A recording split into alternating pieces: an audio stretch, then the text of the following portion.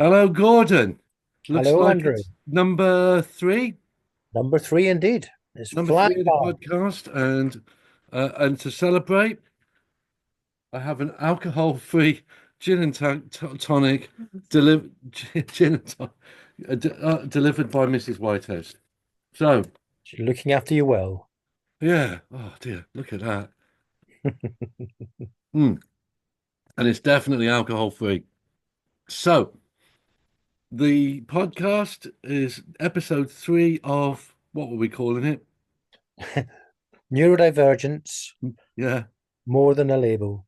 More than a label. Neurodivergence, more than a label. That's fantastic. And what were we doing tonight?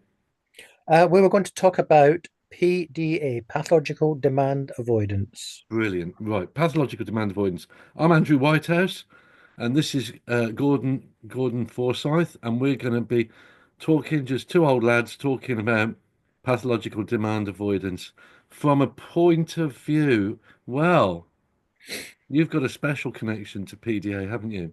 I've got a special connection. I've been living with PDA for the last 20 years since my son was diagnosed. Right. I learned an awful lot about it, Mm.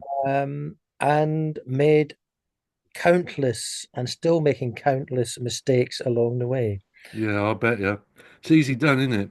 Oh, very, very much so. It's incredible, really. What Um, what would you say is the thing that you get wrong the most with working with, and then we'll talk about what PDA is. the biggest thing is communication. Yeah, Um, what I have in my head and what I want to get done, I will say.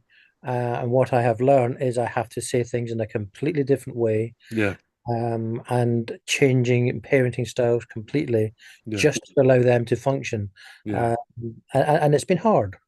I believe you. I believe you. Yeah, it is hard. It is really, really hard.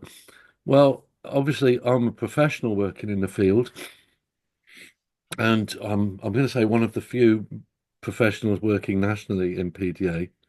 But I also have one of my sons who presents in a very PDA way. Mhm. I couldn't agree more. I absolutely couldn't agree more with you with the whole, you know, getting the communication right is really, really difficult. And also, do you find it's um, uh, a matter of biting your tongue? It's always biting your tongue. Mm, And the thing, I think the thing that makes it difficult is you may get it right today and you yeah, think you've cracked the way you want to be talking to your child, mm, and then tomorrow you do exactly the same thing and it's the yeah, wrong thing.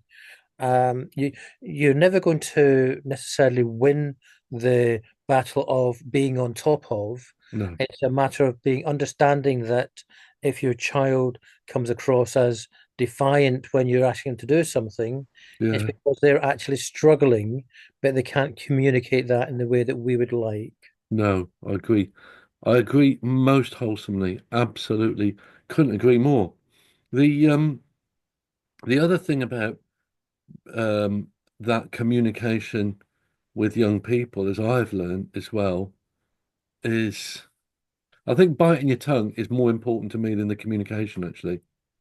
It's, it's the one that I have to do the most. Yeah, yeah. There's biting your tongue in terms of answering back to don't you talk to me like that. Yeah, yeah. And That then that's you've, just biting your tongue. It's not responding to their reactions. yeah. So that it's not having that, you don't want a secondary problem. You've got, and it's that whole one. I used to use one in my training, still do now and again, but it changes as you go along, as you know. But one I used to say was, "Give me that, give me that phone," and then I'll go bugger off or whatever, and you'll go, "Don't speak to me like that. Did you get the phone? No, you didn't get the phone. You Yeah, got a different argument than the one you went into." yeah, And yeah. that's where you've just got to be quiet, really. I did one. Go on. Yeah, I was going to say that, and that's the interesting part is Hmm. that you've said you've got a different outcome to the question Yeah. or the thing about I want the phone. The reason our children will respond in the way that they do and adults now with the same condition, is that they will do something to distract you from actually carrying out the instruction that has been given to them, Mm, demand or whatever it is it's coming across to them. mm, So their sole purpose is to take back control of what is going on yeah, and not do the task asked of them because they weren't expecting it. It yeah, wasn't in their radar. yeah. And it's just, no, I can't do it. It's not happening. No, no. Or slightly different scenario, you tell them or ask them to do something, they tell you no in the most certain and direct of ways, and if you ignore that no, then just excuse me, sorry. Oh, good grief. If you ignore that no or laugh at it, so they'll go F off, whatever. And you go, well, that's not a very nice way to speak to your old man. They'll laugh and they'll do it in half an hour's time because then they're controlling not what they do, but when they do it. Yeah, yeah. And yeah, That was one of the hardest things for me actually, is yeah, asking them to do something and then shutting up. Just giving them the processing yeah, time is yeah. really, really difficult. And yet, for those that don't know, PDA, pathological demand avoidance syndrome, is part of the autism spectrum. Mm. And, processing time is intrinsic in that. Shall I shall I do a little brief on what PDA is? Yeah, I think so because I was very impressed in terms of, you said that you did one of your studies on PDA, and that was quite some time ago before PDA was really I did my known about. dissertation on it, no less, Yeah, in yeah, my yeah. Right. master's, University of Birmingham. Who've still got my certificate. I'm still trying to get it off them. But anyway, um, yeah. So PDA, you could just put it down in one short phrase: anxiety-driven, need to be in control. Now I want to break that down. Anxiety. So this is not will. This is not willfulness. This is not aggression. This is anxiety. Driven. The word driven is it's an incredibly powerful word. If you say a business person or is driven, that's a really positive word, but it also can mean nothing else matters.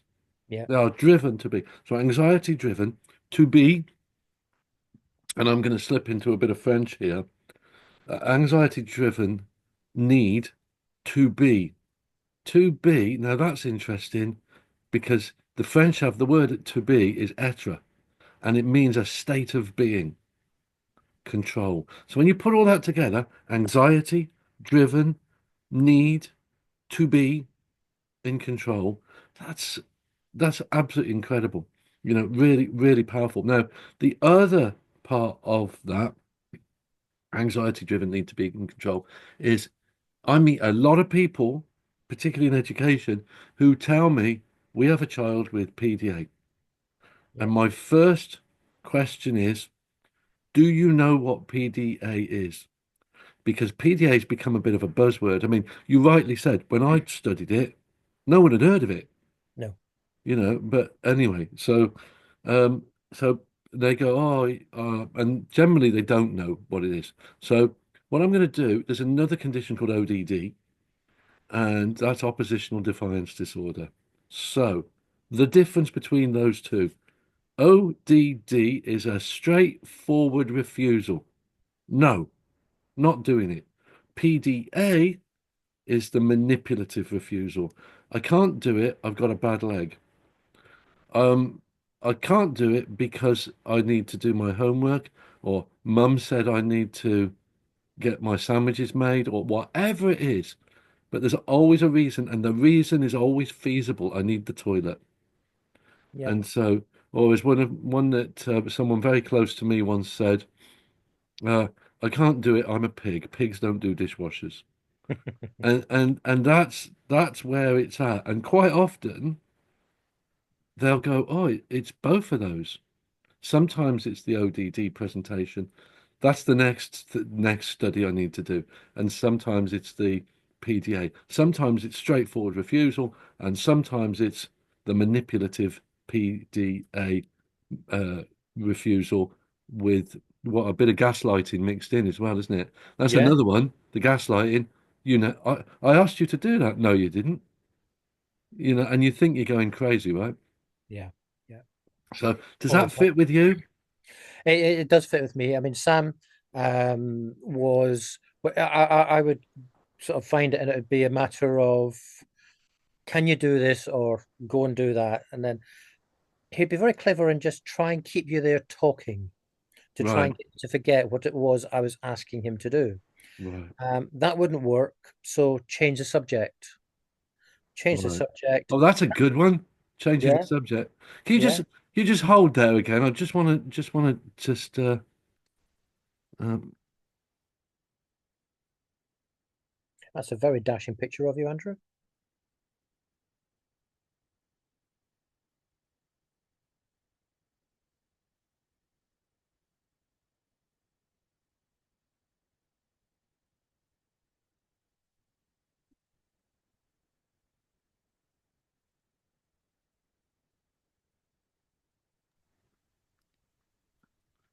sorry about that, Gordon. Right. So yeah, that go back to what you just said. My apologies. Yeah, no, that's all right. So we were on about we'll either keep talking to me to try and get me to forget what I'd asked. Mm, That's not working. Change the subject so that again, I'll be distracted to talk about something else and mm, hopefully forget. So when I come back and say, yeah, but don't forget to do that, then it's a matter of, right, none of these are working. I know I'm going to have a meltdown. mm. And it's Yeah. not as clear cut as that. They don't think I'm going to have a meltdown, but what they're doing is they're sort of saying, I've tried two options to take back control. It's not working. I now need to do something drastic to get control back because Mm, something in the head, as Sam tells it to me, there's this shutter in the head that goes down, and it's just a matter of, I'm not doing it. I don't care what you say, it's not being done. And the drive to make sure it doesn't get done is so strong that we go into meltdown mode. And even it sort of presents, definitely with Sam, it presented with almost a panic attack. He would glaze over, and everything that happened in that um, pursuing hour or two that the meltdown would take place because I didn't learn to shut up and I was trying to get him to calm down, etc., etc. A lot of it he wouldn't remember because he's just gone into a blackout mode almost. mm. And that becomes very difficult. But all we see as parents is this young person not doing as they've asked and now going completely off the rails for something that was really quite insignificant as far as we were concerned. Yeah. Complete massive overreaction, isn't it? Yeah, yeah, yeah, yeah. Or is it an overreaction? Well, as far as we're concerned, it potentially is, but for them, it's not. It is very, very um, real of the distress it's causing them Mm, because we don't know what is going through their head and the anxiety that is actually causing and why it's causing that anxiety. mm. Yeah, it is a really, really tricky one. And yeah, it's a really, really tricky one. And to accept that this, this disproportionate response um uh to what could be the simplest thing in the world, or to you and to I, the Mm. simplest thing in the world. Very, very difficult to manage. Not only is it difficult to manage, but if you put that into a school setting, and you've got a class teacher or a teaching assistant trying to manage that behavior, then um, uh, um, then you really have it. Uh, you know, they probably will have no knowledge of this. So one of the things I always get is when I explain what's going on, yeah, Yeah, when I explain what's happening, the thing that I get back is, oh, we'll soon get that out of them. That yeah. will always be there. It will always, always be there. And Mm. so you can't say, we'll get that out of them, because it is a lifelong condition.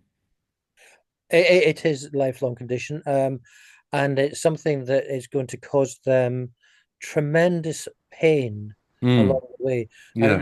You when you were talking about ADHD at one point with me in a meeting, was going on about how do you recognize some of the PDA with ADHD? It's they're always apologizing. Yeah. And it's very similar here for PDA children. They don't apologize straight away, but somewhere further down the line, they'll apologize for hitting somebody or Yeah. destroying the house or whatever the case may be. Um, Or or they'll give you something, yeah, or do something for you, or do a kind act, as I would call it. yeah, yeah. And that's, that's a lot to be thinking about, really, isn't it? Straight away, we've got so much there to be thinking of. So PDA, you said about communication. Hmm. I've got I made a list that I use in my training of helpful words, helpful phrases. So um, I need help with this. And the helpful phrases are generally the ones that make you vulnerable. So Yeah, if I say, come and help with this, then I'm putting pressure on you. If yeah, I say, I need help with this, I'm saying, you have more power than me. yeah, yeah, And so um, there's quite, how would it be if, or that sort of thing, giving them the onus to be in control. yeah, And so it's a very, very difficult one. But you have to think on those terms. You have to think about what their vision of it is. Do you remember the one about the sorry, you go on ahead. No, no, we'll come back to that. So all I was going to say, and the difficulty is, and I fell into the trap as well, is that I'm the parent and you're the child. Yeah, Will do as you are told. yeah, And you've got to learn, as I was told by professionals, our child has to learn to fit into society. yeah. And that means drumming it into them that they will do that. And we've been programmed so much as to how to parent children. And I asked you to do a workshop, and you famously keep telling people when I ask you to do a workshop, all I do is give you a title. I don't You get do, not even a title. You just give me a word, or yeah, two words. Yeah, I've got a uh, workshop for you. Oh, great. What's it? What is it? Autism burnout. yeah. And then, I mean, I really love the fact that you respect me enough or trust me enough. Maybe you're just too busy to do it yourself. Oh, too Um, stupid. um, but I take it as a massive compliment that you trust me to do it. Yeah, yeah. No, But the one I gave you and you struggled with, and we did have a chat, a conversation of it, is that we can't change. oh And, yeah, yeah, yeah. That, and you that said, was a but long time ago. oh, we're going back 3 or 4, one more than 3 or 4 years, probably Yeah, I do 8 years remember ago. that, and that's the one. That's the one where I was going. Who can't change? Yeah, yeah, And I think your focus was going to be the child saying we can't change. And I yeah. thought it meant the adult saying we can't change. And I think we bundled them in together, didn't we, in the end? We put them in together in terms of if we want our children to change, We have to we need change. to change first. Yeah. And once we change our parenting styles, our communication styles, Yeah. our children change along the way. Yeah. And Yeah. that became very, very apparent. But to the outside world, for us to change, and the words I use for the families I help is that we have to learn to be in control of the control we give our children, which becomes quite difficult. Yeah. Relinquishing that control is a big thing because it's cultural, isn't it? Yeah, yeah, very much so. Yeah. And no, I completely get it. Um, I completely get it. But yeah, we did struggle with that. So why do you think it is that we can't change is an important thing to know for people out there? I mean, for people out there, I've, my work is all very confidential when I'm working with families and stuff like that. But here's a really good, valid point about PDA. Yeah, Yeah, parents that want to help their children that won't be helped. Now I'm talking about 18 years, 19 years old, 20 years old. And I know that's the area that you're most familiar with. yeah, But I mean, I'm working with a client at the moment where that's an issue of that age, Yeah, and actually the parent really genuinely wants to help, and the child is absolutely not taking that help. yeah. What can we do with that situation? Because Well, do you step back? I would say you step back. You have to believe in the process. And I was very worried about various things that my son may get up to when he was 18, 19. Yeah, Um, but we don't have control of them. They are, in the eyes of the law, they are adults. yeah, Um, and we have to allow them to make mistakes. yeah. And what we need to do is show them that we give them the trust Mm, to make the right decision and the right choice. right. And the only way we can do that is sort of say, well, if that's what you're going to do, that's what you're going to do. But can I just point out what the consequences are if you get caught doing these things, or if you do this, what may happen? Somebody may come and lump you, or whatever. Uh, Yeah, and if we equip our children with the consequences of potential, here's a good choice, here's a bad choice. The good choice, this will happen. The bad choice, this may happen. As long mm, as you're aware, then that's up to you. You make the decision, and then we mm, have to hope that they will understand that. Um, and they do get it wrong, but if they don't like it, they will soon change. yeah.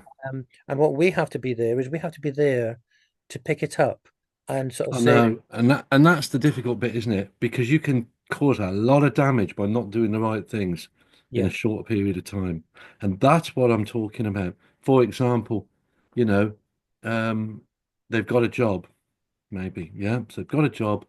They they they have to be there at a certain time, say 7:30 every morning, and they tell you you're ill, tell you they're ill, yeah, and you know that once that habit starts to build, they lose their job. yeah. And not only will they lose their job, but they'll take a really long time to find another one. Hmm. How do you do that? How would you do that? I'm asking you because I know these are things that you've worked with, you know. Yeah. It is a matter of trusting them to sort of say there's a reason again they're not Mm, going to work as there was a reason they didn't go into mm, school for some reason, something stopping them from doing that, and it's yeah. normally because of the manager or the other staff giving direct instructions because of the type of job that Mm, they can't cope with it, but they can't necessarily, although Sam did tell them no, that's not happening, etc., etc. um, and it's okay. You're going to be without a job if you don't do this and you don't try and comply with that. I did to two employers go in and have a chat with them about reasonable adjustments mm, and get them to see if they could understand where he was coming from and why they were getting that. mm. They weren't particularly interested. It was a matter of we're not putting up with that. Well, As why should they? Yeah, I mean, Yeah, I know it's a legal requirement, but in reality, why should they? well, it comes down to are they good at the job, first of all? Yeah, Yeah. So if they're good at the job, they may then be worth protecting. Yeah, we should be looking at doing yeah. that. Is the job the right job for them? And if it's Mm, not, it will soon become apparent. Um, and so it's knowing that I really love this, but I cannot deal with what's coming from there. Okay, how mm, do we put that in place? yeah, yeah. Um, and then give scenarios. And do you want to stay there? Right. So how are we going to do this? Have a chat with various people. But nine times out of ten, particularly at that age when they've gone through so much negativity, Mm, it is a matter of they're walking away, and you're going to have a period of time that they're not working. And what you're doing in that period of time is you're sowing the seed again of how do we deal with this situation? How yeah. can we take that deep breath and not respond, Mm, knowing that. We did a lot of work with Sam in terms of there's a lot of things in employment and in the local authorities and that systems are just not catered for common sense. And No, although what you see is really, you're absolutely right in what you say, but unfortunately, the system is set up differently. You and I will never be able to change that. And no. you're absolutely right. It is silly, it is stupid, it is whatever, but we have no control over it. So you have to accept it as that is what the case is because you're not going to control it. So if you like the job, you have to understand that that's that, and it's not to do with whether it's common sense or whether it's right or wrong. That is the system, and that's what they're working with. They will not change it for you. And once they start to understand that that bit is okay, it is nothing I can do. No matter how much I scream and shout, I can't do it. Then maybe I just have to accept and understand that everybody else is in the same boat. But Yeah. that's a lot of work for them to take on board. But Mm. then the processing time will allow it eventually. Yeah. Yeah. I agree. Does he have a job now? He does. He's doing Yeah. very well with his job. He's been in So it. what changed? Because I'm sure the people out there listening to us right now would love to know how they can, work the magic that you and Sam work Yeah. together. Sam, as you know, from diagnosis to the age of 27, has gone through one hell of a journey, Mm. we'll say. He's gone through various different things. It has not been easy at all for the family or for Sam. It's been very, very hard for Sam. Um, what changed? Um, his age, Mm. but played a So, big so part. so let me nub in there. So his age has influenced. Um, we've said it was a lifelong condition, Yeah, and now we're saying his age has changed to how he does it. Yeah, I earlier said this is a lifelong condition, and we both said they can't change. And now I'm not trying to tie you up in knots here, but now we're saying he has changed partly because of his age. yeah. What do you, So yeah, we didn't say they can't change. I said they can't change, and then we said unless we change how we right, okay, communicate. So yeah, once we've changed, so from me realizing that I needed to change my parenting styles, I yeah, then started dropping an awful lot of information into his head subtly and quietly. And nothing happened, nothing worked straight away, but I persevered with giving him information and giving him sort of, so when he was having a tantrum or a meltdown mm, or just being very, very violent, uh, yeah, once things had calmed down and go back to it and say, when we had that disagreement or this happened the other day, it was obviously something I did or said. Do you yeah, know what that was? For him to then tell me. Then I would say, right, could you have handled it differently also? mm, mm, So it's giving him the option to sort of say, oh yeah, or no, I don't know of another way of doing it. So can I suggest another way mm, of doing it? So anytime that happened, and it was quite frequent, we would have that uh, yeah, conversations along the way. And you'd think you're talking to a brick wall because there wasn't much change. But when no, he was, so the age difference is he's on his own during the day. mm, His friends are at work. mm, They're now at an age where they're getting families, mm. and but that's where I should be. Why am I not? Why am I Yeah. not? Yeah. And instead of putting pressure on to say about this, etc., are you happy where you are? No, I want to be like my friends. I want to Mm, be like them. Okay, so what do I need to do?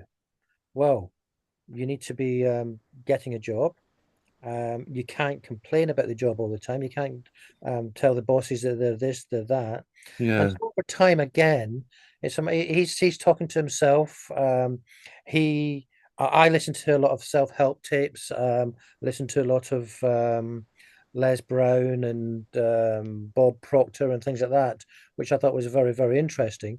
I never ever talked to Sam about it, but he'd heard sometimes in the car, it would be on, and then he'd turn it off quickly. But he'd hear it, and then he went and looked at it on YouTube, and he started listening to self-help tapes of people he would relate to.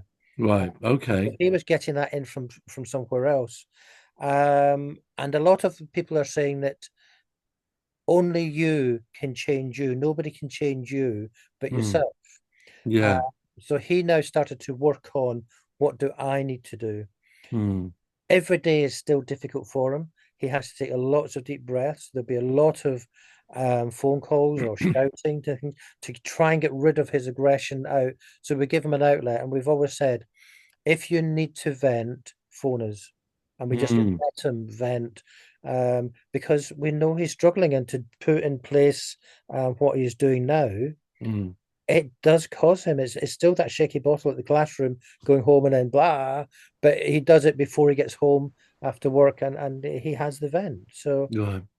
it's there. It's not going to be away. It's a bit like your addictions that you have, you just have to replace them with something else that's going to be more positive. And it's Yeah. finding that there. So this aggression in here, we've learned over the years that we don't hit and we don't do that. We have to still get rid of that emotion and giving him the way of getting rid of the correct outlet rather than just the screaming, shouting, and hitting. So when we think about this, and I'm going to take us in a slightly different direction. That was a brilliant answer, by the way. Um, when we think about this and what's happening with these uh, young people, whether they be young adults or children in school, Hmm.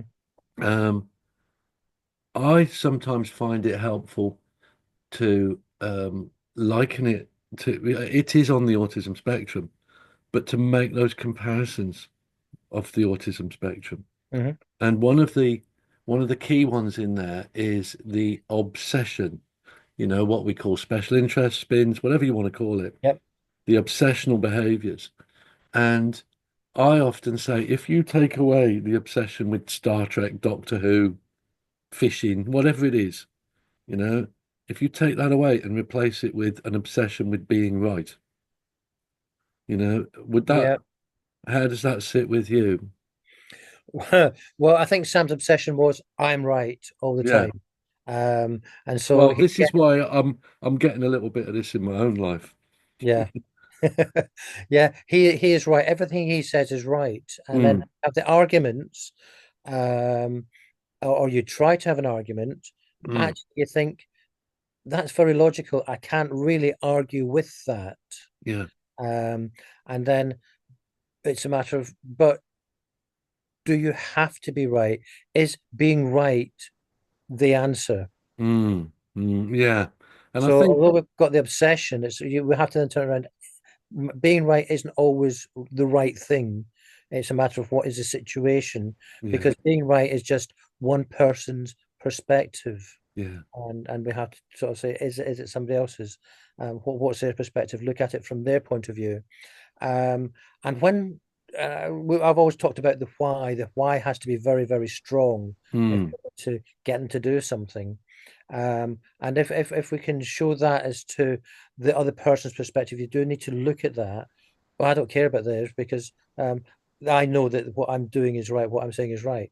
Yeah, that's fair enough. And you are, but maybe they're right as well from the side that they're looking from, so and we have to see that.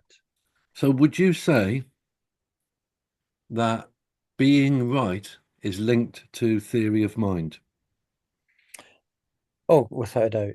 Yeah. So for those who don't know, theory of mind is a theory in autism that suggests that um, autistic people, this isn't my opinion wholly, by the way, um, but that autistic people don't understand the needs of others unless taught, Hmm. and and so their thoughts are, if I take your drink off you, that's because I'm thirsty.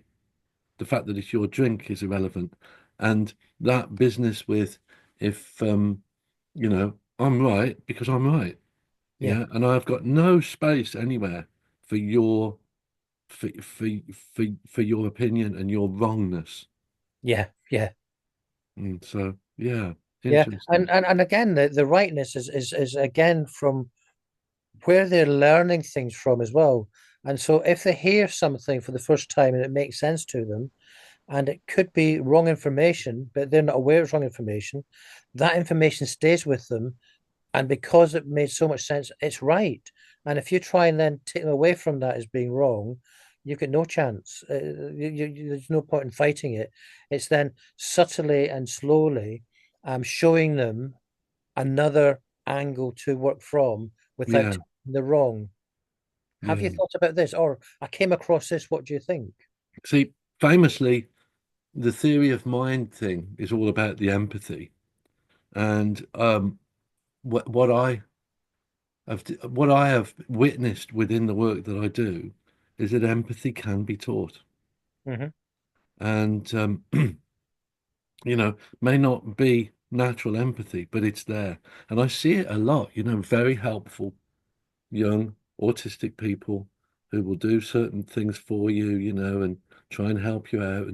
But quite often it's the parents who've spent the time teaching them how to behave in that appropriate manner. And so, it's not insurmountable. It's not insurmountable. You can do this stuff. Takes a lot of work. Takes a lot of work to get that young person to think about other people's opinions, or um and or other people's sort of points of view on things. And so, it can be overcome with the right input. Yeah, and I don't think necessarily because I think all children, particularly autistic children, do have empathy. Mm, It's just they don't know how to uh, right. express it and use it in the right places. So Bit uh, like bit like when we say autistic people don't have emotions. Of course they have emotions. It's yeah, just that they can be confused by it. yeah, and so when you're sort of saying that we need to teach, we do need to teach them, right? So when somebody says this or are crying, and there's a reason behind it, it's not a matter of, well, I don't see it being a problem. Thank you very much. It's a matter of understanding from their side, maybe asking them if they're okay and doing this, and sort of just putting it into a better context for them as to why that's a time to be empathetic on that particular Mm, subject, and joining dots for them really to sort of say, right, I get it, because the empathy is always there. It's just not in the right um, places mm, at the right times most of the time yeah. without the struggle. And it's teaching them that part of the thing that gets it through. And they do get it eventually. You're absolutely right. And they're probably the most beneficial people to talk to once they've got hold of that to give Yeah. their opinions because again it's sort of to the point. So it's a bit like as you know, you've seen a lot of my training, but I don't know how you cope with so much of it. But the I always use the example of Sheldon Cooper in The Big Bang Theory. Yeah, Oh, you're sad. I shall make a hot beverage, because we always make a cup of tea for people. Don't see it immediate response. So, you've got that Sheldon Cooper thing going on. Definitely, absolutely, definitely. Um, so yeah, the empathy, yeah, it can be taught, but as I say, it does need a whole lot of work. And the other thing is, you can't just teach it from example. You can't just do it. I have seen people say, "Did you see what I did there?" yeah, Or yeah, did you see how I spoke to that? That's really good. And that's a, very explicit way of communicating with autistic people. And we know that the explicit communication is absolutely powerful as anything, you know, um, because we can't be doing with woolly language when people have the rigid thinking of autism, whether that be classic autism, Asperger's syndrome, or PDA, or any of them. yeah. I wanted to mention demand avoidance as well, because I've learned a little bit about demand avoidance, that's for sure. Now, demand avoidance, um, I'm going to throw some stuff at you, right? Okay, And I want you, I've got like three things I want to throw at you, right? And I want your take on them. So, um, number one, what happens when you knock on a child's bedroom door? A child with PDA, a PDA Right. child. So we've now created a massive problem Yeah, because it's straight on the knock on the door. Who's there? Who's the other side? yeah. What do they want? What Mm, have I done? Am I in mm, trouble? Oh my God, what have I going to say? What are they going to say? How do I yeah, answer? And now the anxiety is just through the roof, yeah, yeah, just from a knock on the door.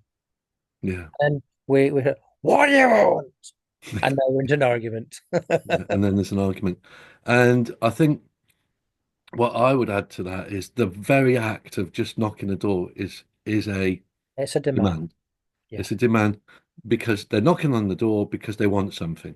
Yeah. And Mm. so no matter how you dress it up, a knock on the door is a demand. The demand might be come and have your dinner, Yeah. but it's still a demand. And so, that is a big one. I would like to, yeah, I don't know whether to put so what's the alternative? I'm gonna get you to do it, not me.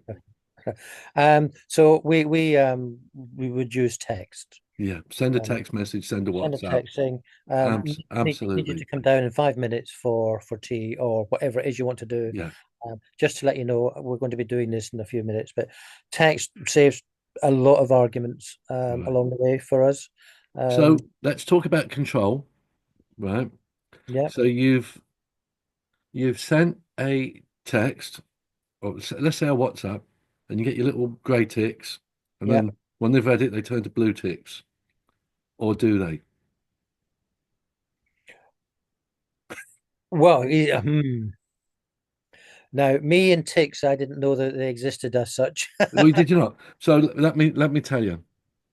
You you send your WhatsApp message, yeah, Yeah, and when it's delivered, when it's been sent, you get one grey tick. When it's delivered, you get two grey ticks. When it's read, you get two blue ticks. Okay. right. And so what I find is that they don't read them, but they do read them because you can actually slide it down and read it without opening it. Oh, Yeah. And so they will do that. This is my findings. They will do yeah, that just because they want to retain control. yeah, So in this situation, they either do or they don't. Um, they do or they don't read it. They probably do, but they don't want you to know they've read it. yeah. So so that's with the text. So here's another one for you, yeah. I left a note, I think it was me left a note for one of mine on the side in the kitchen to feed the tortoise. Hmm. Yeah, nice, simple little, absolutely went crazy. Said it was humiliating because the Yeah, others could see it. yeah. It's childish. You don't trust me, Yeah, whatever. yeah, yeah, It's all sorts of things because, and it's a matter of, well, I'd have left it for anybody. It's just that I was asking you, and I was just saying, we do that all the time, don't we? yeah, Uh, notes, but it's how it's perceived again, and yes, it is. Um, uh, yeah, humiliating is probably the right word. Is that yeah. everybody's And yet to me, it didn't. It was nothing. To me, it was nothing. And so again, we say, again, it's a control thing, isn't it? You can say, well, how would you like me to communicate with you in future? Mm, You know, and they won't have an answer probably, but no, then what you send got a to do, text. you say, okay, well, how about if I send you a text and it'll be, yeah, whatever, that sort of thing again. Yeah, yeah. Um, It, but yeah, and again, the no is a demand, isn't it? Don't yeah, forget, but it's oh, still a demand. absolutely, And so you may get the thing of it's humiliating, etc. But that is a another way of saying I don't like demands. I can't deal with this. So it might not be the actual um, reason why they didn't do it, and but they're giving it a reason and an excuse why they didn't feed the tortoise because it was too humiliating, yeah. etc. But actually, I couldn't do it because you gave me a demand that I wasn't expecting, Yeah, yeah, and absolutely. could carry it out. Yeah, absolutely. Gosh, interesting stuff, isn't it? So the Mhm. WhatsApp message, it also gives you time. Yes. So if you knock on a bedroom door, the expectation for response is instant. Yep. You send a WhatsApp message, it could be an hour, could be a couple of hours, whatever. But it won't be the argument, that, or it shouldn't be. I mean, nothing works. I always say with PDA, if something works, you've got like a maximum of 3 or 4 times that'll work. Yeah. Yeah. And it's almost like I call it a rolling program of interventions. That it should work. But if it doesn't, have something else ready. Yeah, yeah, because the children are very, very clever. Yeah, And once they've caught on to what you're doing to get them to do the thing you want them to yeah, do, yeah, yeah. they think, "Oh God, I'm not doing that again." No, So they've changed it around. So you're always on your feet. I call it the imaginary box of resources of yeah, yeah. what am I trying now? What have I got to do here? But the thing with that also I find, Andrew, is that for PDA, we're not just dealing with PDA. There is the comorbidity within there, isn't there? Because if you've got PDA, you've probably got, if you haven't gone down the pathway, you'll probably have the the autism, the ADHD, the anxiety, tics, or various other things. There's a full mixture that Hmm. you're dealing with. It's not just the presentation of PDA. It's a mixture of lots of things at one time, and that clouds the overall problem, really. So for me, I'm going. I as you know, I'm a bit of a fan of these Venn diagrams where you put where you get autism, ADHD, dyslexia, all overlapping, ODD, PDA, and we're talking about if we were going to do this completely, and we've got an autism course that we've put together where everything is interlocked and everything's on a huge mind map. But if we were going to do these things properly, really properly, we would say, okay, PDA has these kinds of actions, these kinds of presentations, and therefore, we've got to think about other conditions that may overlap with that, and you'd never get really a pure ADHD, pure PDA answer to things. No. Absolutely won't.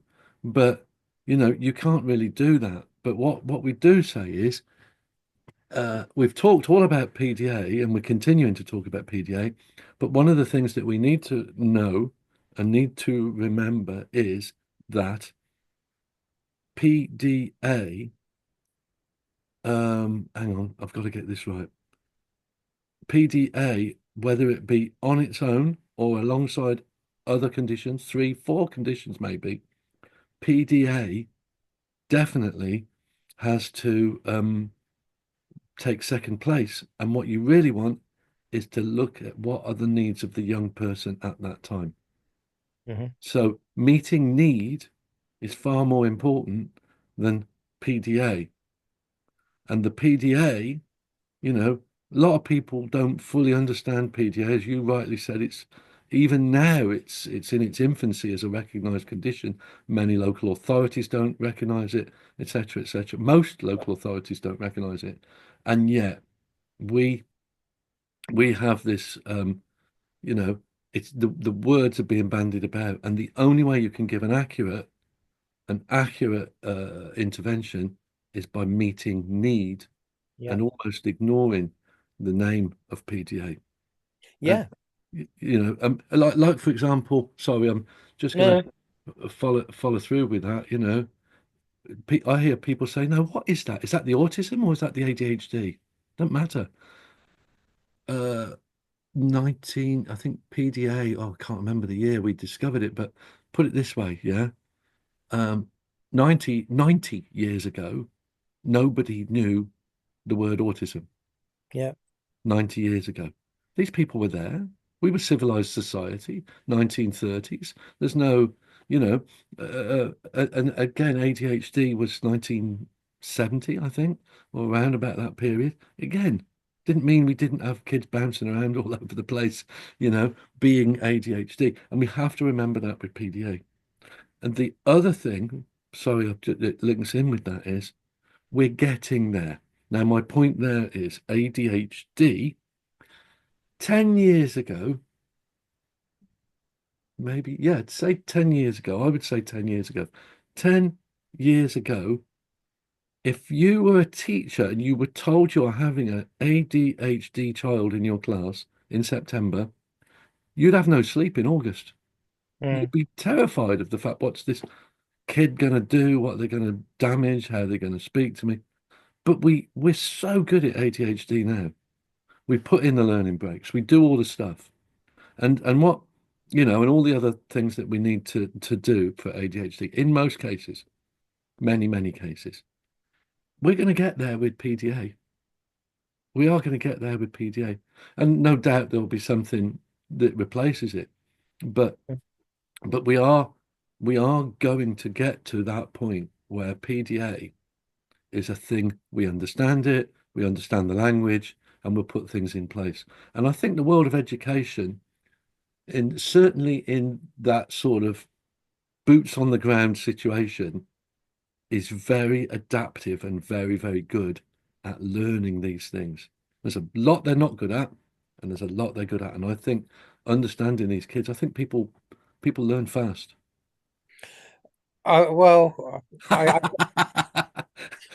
would hope so, but I'd say I've been dealing with this for 20 years and I'm still having the same struggles for other families as I had 20 Yeah. years ago.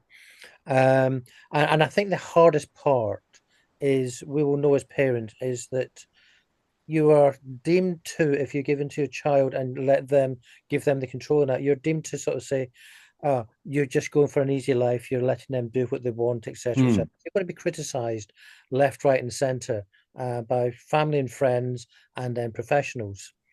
So if you're in a school setting and what we are saying is we have to change the way we communicate, we have mm, to give them the control, but being in the control mm, for the education authority to do that, they find that very, very difficult because we have set rules that you have to follow, and mm. it, Yeah, yeah, and we have to go down that route because we've got 30 odd kids in a class yeah, and we can't be doing this, but we can do it to every child by making these two, and it's subtle, but it's a long process, and that's the problem. yeah, Um, yeah. and so yes, they may know what can be done, but having that constant battle and everything else along the way, it's going to take understanding and But time. you're looking at a higher level.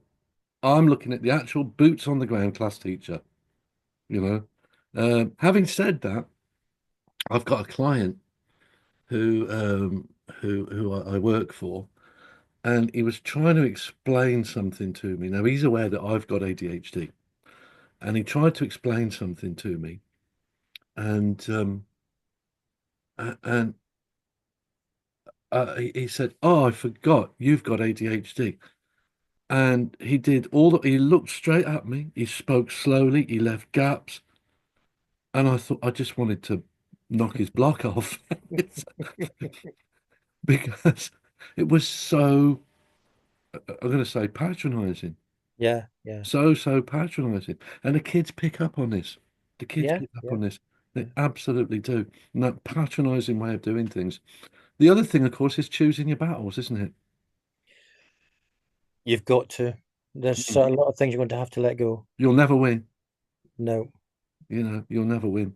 Um, it's it's when, you know, I had one the other day, yeah, and my lad said to me, "Can you wake me up, yeah, tomorrow morning when you go out?" You had to have an early start. "Can you wake me up when you go out?"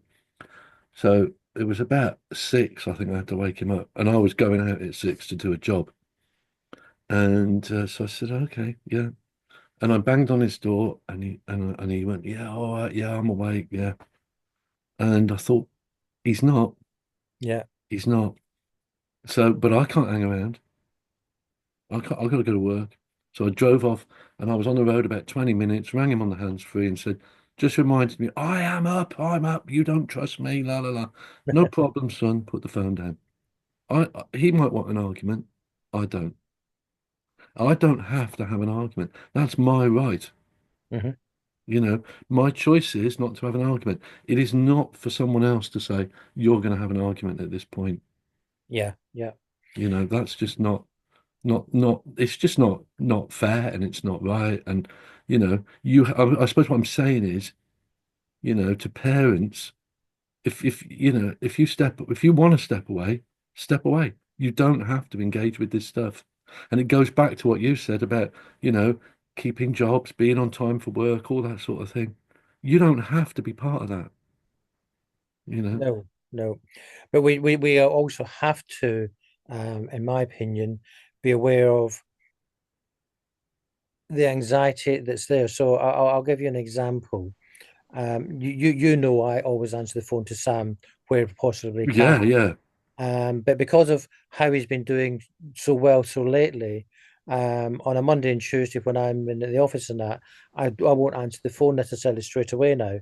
It'll be a No. matter of I'll get back to you. And I've explained to him that I do workshops or I'll be Mm, talking to people on the phone, so I won't be able to necessarily answer you, but I will get back to you if you send me a text.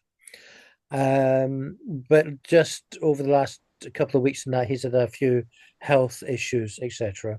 mm, And so he phoned me um, one day, and there was five consecutive with a second in between hanging up to phoning again, hanging up to phoning again to sort of say, I need to speak to you.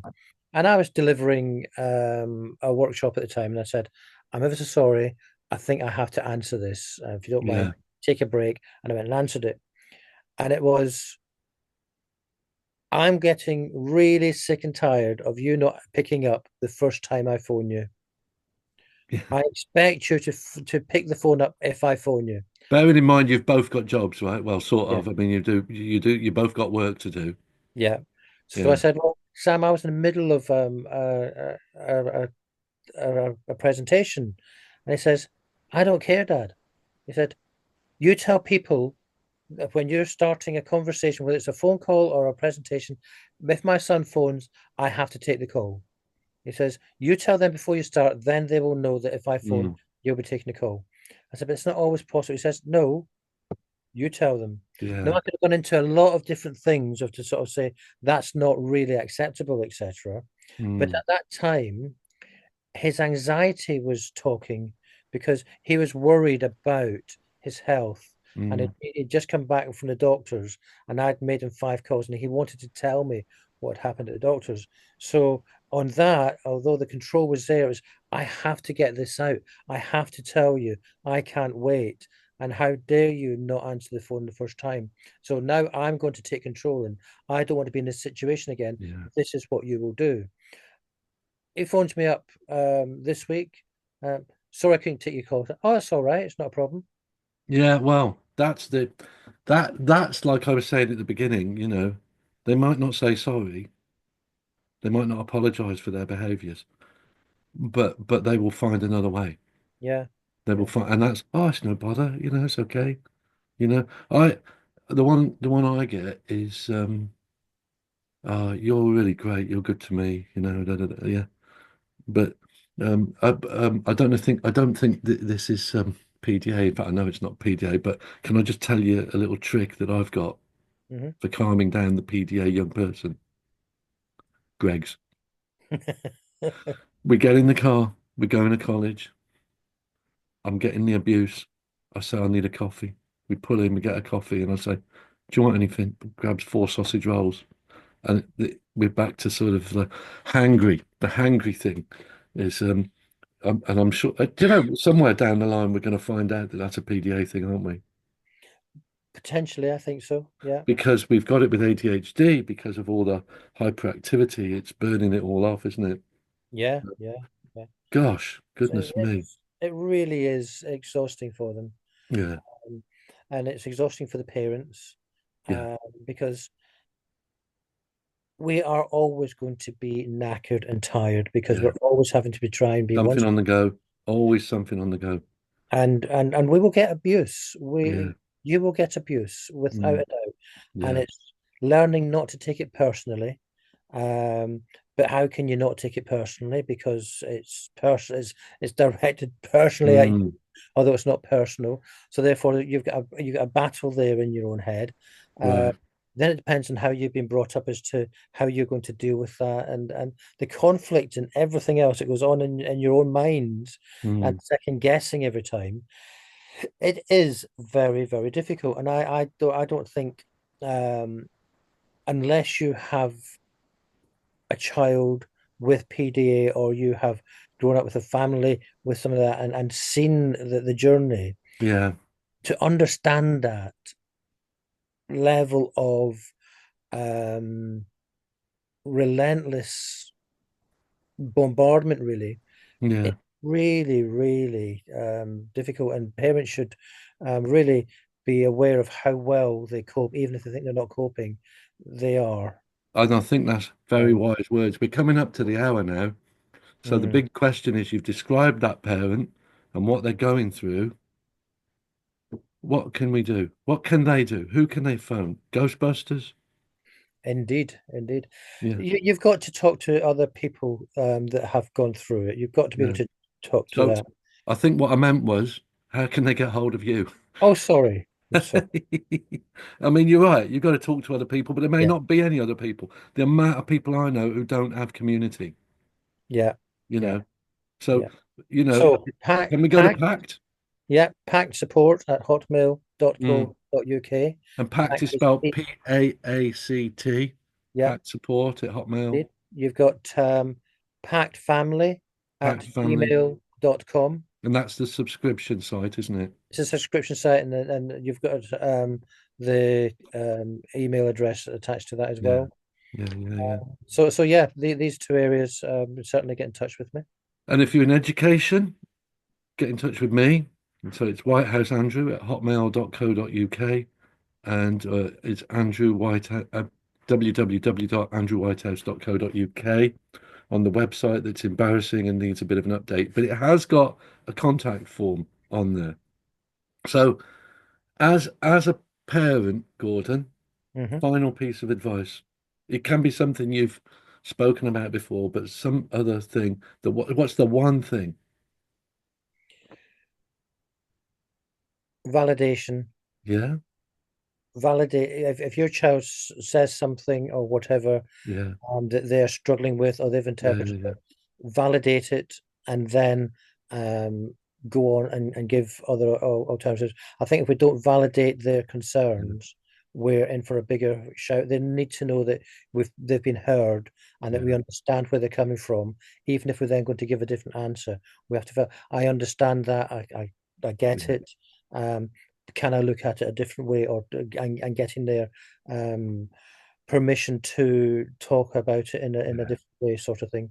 But I I, think whatever their feelings are and whatever their thoughts are, we have to validate that they are struggling at that point. so you're a lot more articulate than me. Wise words, Gordon. My answer is always the same. Pick your battles. Yeah, Pick your battles. Don't get involved in something you don't want to get involved with, and that's hugely, hugely important. So yeah. always pick your battles. Well, that was fun again, wasn't it? I can't believe how fast it goes. It goes really fast, doesn't it? Yeah, If you enjoyed this, subscribe to all the other ones. We've got about 8 or 9 in different formats. This is the third one with me and Gordon. Some of the early ones are slightly different. They're interviews with people. Um, we hopefully are putting these out every Friday. It's a bit of a struggle, but we're pulling it off just about by the skin of our teeth. So thank you very much for watching and listening to us. Sorry. And no, it's brilliant. Thank you. yeah, thank you very much. Thanks, Gordon. Let's let's see what we can do for next week, and we'll probably put it in social media to say what subject we're covering next week. Brilliant. Brilliant. Thanks, Gordon. Thank you. Bye bye. Right.